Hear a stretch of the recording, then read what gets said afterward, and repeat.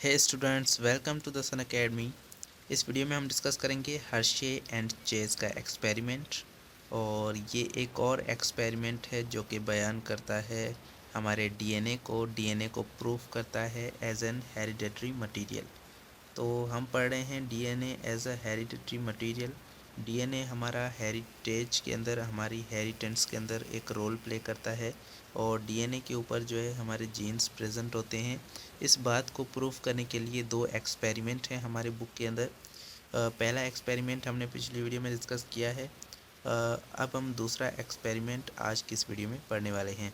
और ये एक्सपेरिमेंट दो साइंटिस्ट ने किया है जिसका नाम है हर्शे एंड चेज। तो इसीलिए इस एक्सपेरिमेंट को हर्शे एंड चेज एक्सपेरिमेंट कहा जाता है। तो अब इसके अंदर दो साइंटिस्ट थे। एक साइंटिस्ट है अल्फ्रेड हर्शे और दूसरा है मार्था चेज। अब मार्था चेज और अल्फ्रेड हर्शे इन दोनों ने एक एक्सपेरिमेंट कब किया, 1952 में। और इन्हें जो है इन्होंने जो पहले हमने एक्सपेरिमेंट पढ़ा था उसके बाद उसकी फाइंडिंग्स के बाद इन्होंने जो है अपना काम शुरू किया। जैसे कि एवरी और उसके साथियों ने पहले जो एक्सपेरिमेंट किया था उससे उन्होंने प्रूव किया कि डीएनए एक हेरिडिटरी मटेरियल है। लेकिन फिर भी एक और एक्सपेरिमेंट के साथ जो है डीएनए को हेरिडिटरी मटेरियल के तौर पे प्रूव किया है। और ये यहाँ पर एक्सपेरिमेंट है जो कि ये एक्सपेरिमेंट बैक्टीरियोफेज, एक वायरस का नाम है बैक्टीरियोफेज, जो कि आपने फर्स्ट ईयर के अंदर पढ़ा होगा। बैक्टीरियोफेज जो है इसके ऊपर एक्सपेरिमेंट किया इन दो साइंटिस्ट ने। अब कैसे किया, आपको पता है कि क्रोमोज़ोम के जो कंपोजिशन है वो किस तरह से होती है कि क्रोमोज़ोम के अंदर एक तो डीएनए होता है और दूसरा क्रोमोज़ोम के अंदर प्रोटीन होती है। तो अब यहाँ पर अगर हम इस वायरस को देखें तो इस वायरस के अंदर भी एक तो डीएनए होगा और दूसरा इस वायरस के अंदर प्रोटीन होती है। तो बैक्टीरियोफेज की जो कंपोजिशन है वो सेम टू सेम है हमारे क्रोमोज़ोम से। तो इन दोनों की कंपोजिशन मिलती है। इसीलिए इन्होंने क्या किया, एक्सपेरिमेंट किया कि हम ये एक्सपेरिमेंट करके हम पता लगाते हैं कि इसके अंदर जो डीएनए मौजूद है वो हेरिटेज के अंदर वर्क कर रहा है या फिर नहीं।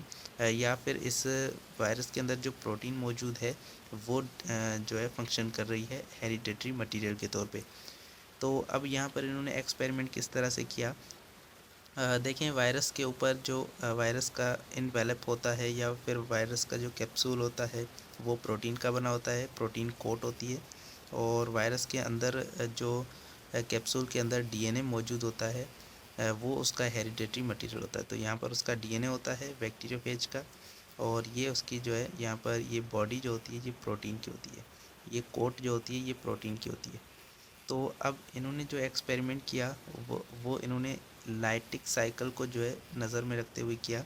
लाइटिक साइकिल आपने पढ़ी होगी बैक्टीरियोफेज की, जिसके अंदर क्या होता है, एक सेल के अंदर, एक बैक्टीरिया के सेल के अंदर जब बैक्टीरियोफेज आता है तो अपना वो यहाँ पर डीएनए जो है वो इंजेक्ट करता है उस बैक्टीरिया के सेल के अंदर।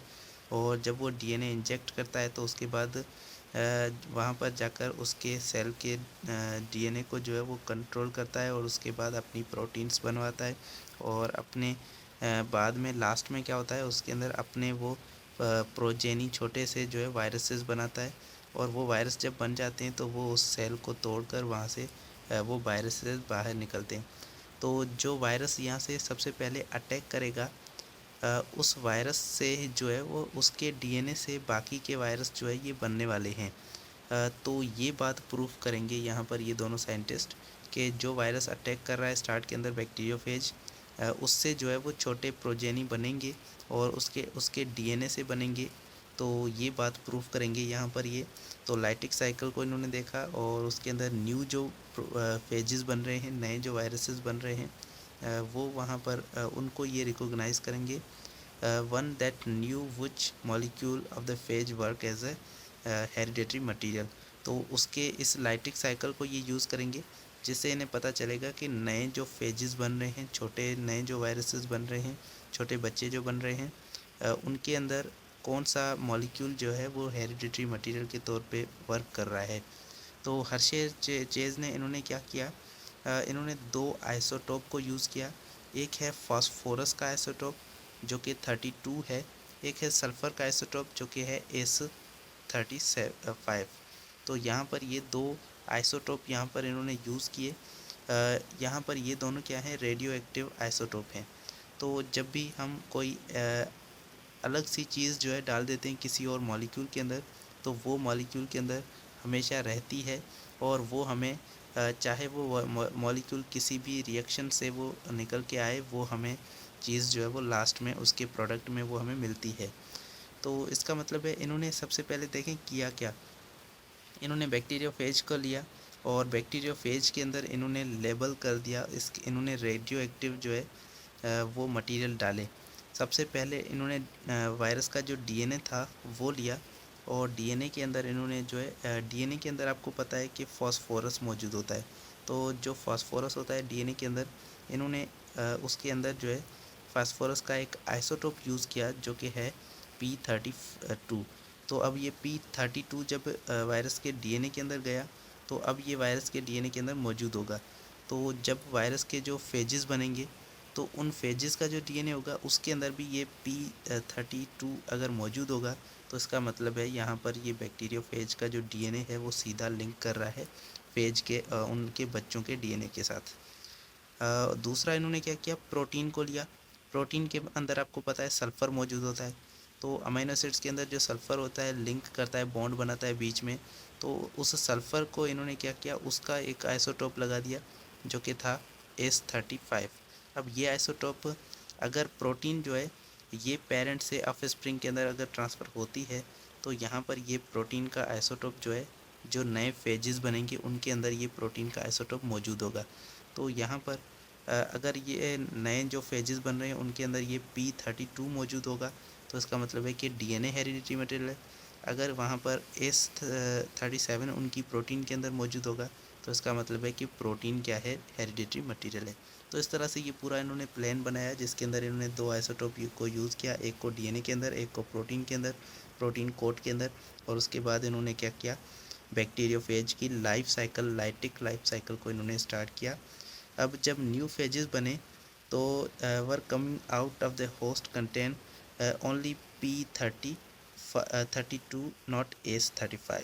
इन्होंने जब नए फेजेस को देखा, जब नए फेजेस जो बने थे छोटे वायरसेस, उनको जब इन्होंने देखा तो उनके अंदर जो डीएनए मौजूद था उस डीएनए के अंदर P32 मौजूद था।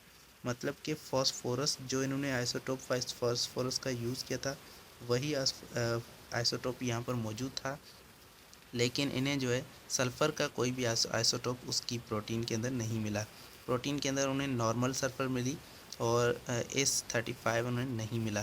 तो इसका मतलब है कि प्रोटीन जो है ये बैक्टीरियोफेज के अंदर पेरेंट से नहीं आई है।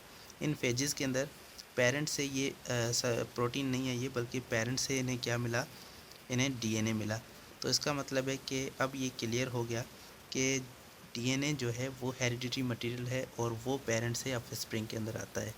तो इस तरह से इन्होंने ये सिंपल सा एक्सपेरिमेंट किया। आप देखें यहाँ पर सबसे पहले इन्होंने प्रोटीन का यूज़ किया। प्रोटीन के अंदर इन्होंने क्या किया, रेडियो एक्टिव प्रोटीन जो जिसका आइसोटोप था सल्फ़र, और सल्फ़र इन्होंने कितना डाला, S35 वाला जो आइसोटोप था वो सल्फ़र का इन्होंने यूज़ किया। अब जब ये यहाँ पर यूज़ किया, जब वायरसेस यहाँ पर रखे और इनका वायरसेस ने क्या किया, अपना डीएनए जो है इंजेक्ट किया इसके अंदर। जब डीएनए इंजेक्ट किया तो यहाँ पर न्यू जो है फेजेस बने, और इसके अंदर जब न्यू फेजेस बने तो इन्होंने जो सेंट्रीफ्यूज किया, लास्ट में जो फेजेस थे उनकी प्रोटीन के अंदर कोई भी डीएनए, उनकी प्रोटीन के अंदर वो आइसोटोप मौजूद नहीं था। उसके बाद इन्होंने क्या किया, यहाँ पर इन्होंने रेडियो एक्टिव आइसोटोप को यूज़ किया और ये डीएनए के अंदर इन्होंने फॉस्फोरस 32 को डाला डीएनए के अंदर, और लास्ट में इन्होंने फेजेस को जब ऑब्जर्व किया तो उसके अंदर ये डीएनए का वही P32 वाला जो आइसोटोप था वो मौजूद था डीएनए के अंदर। इसका मतलब है डीएनए जो है इन्हें पेरेंट से ऑफस्प्रिंग के अंदर ट्रांसफ़र होता हुआ दिखाई दिया, और इससे इन्होंने जो है अंदाज़ा लगाया कि डीएनए ही हेरिडेटरी मटेरियल है।